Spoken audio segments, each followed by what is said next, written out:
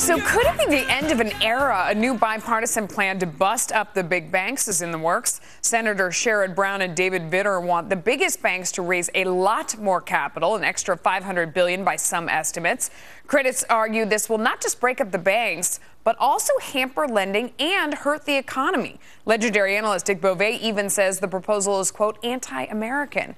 Joining me now is Senator Vitter. Senator, thanks for coming on the show. And you don't buy that Melissa, appreciate the invite. You don't buy that $500 billion number, right?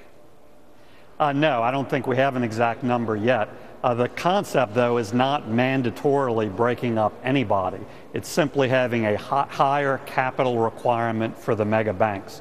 3 studies in the last 9 months have shown that too big to fail is alive and well, and that it gives the mega banks an actual market advantage, which is helping them grow even beyond other advantages and dominate the market. Okay, so do you worry about... That means it's an unfair playing field, and it means that the taxpayer is more vulnerable than ever. Okay, but if you make bailouts. Banks raise more capital, the criticism is that then they have a lot less to lend, that they can't lend it to people trying to buy houses, that they can't lend it to people trying to work on their businesses. It's going to slow down the economy. How do you respond?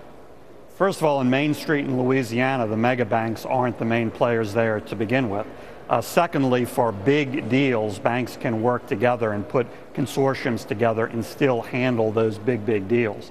Thirdly, you create a buffer when something happens with the economy so that the taxpayer isn't on the hook. I think that gain is well worth the reform. Okay, I talked to Jamie Dimon recently. He agrees with you that too big to fail, shouldn't be the way that it is, but he thinks there's a way to do it without hurting the system. Let me play for you what he said and get your reaction on the other side. We have a common interest in eliminating too big to fail.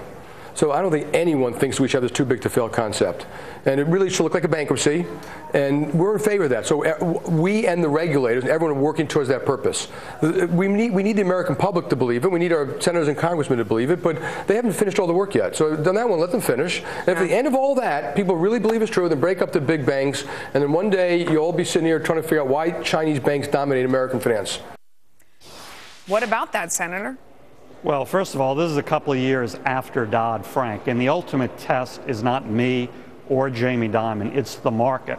And the market is clearly speaking that too big to fail is alive and well. Why? What do you see in the market that makes you think that? Well, the Bloomberg study that says Jamie Dimon and the other mega banks have an $83 billion subsidy advantage in terms of costs and funds. It's an unfair advantage that is allowing them to grow and dominate the banking sector even more. So yes, Jamie Dimon wants us to wait 5 or 10 years. By that time, the only thing that will exist is the mega banks, is my fear. But I don't understand how that cures this problem, because, I mean, there aren't a lot of people who necessarily believe in that $83 billion figure, but a lot of it has to do with Federal Reserve rates. And we have asked Mr. Dimon about the idea of raising rates. He's very comfortable with that and thinks that that would actually help his business plan. So I'm not sure these are the same things at all.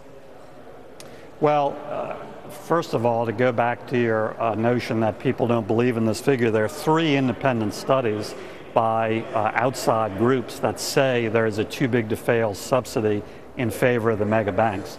Bloomberg tried to put a number on it, and that's where the $83 billion a year figure I know, but how does from. this solve that problem? I mean, this is talking about having them hold more capital.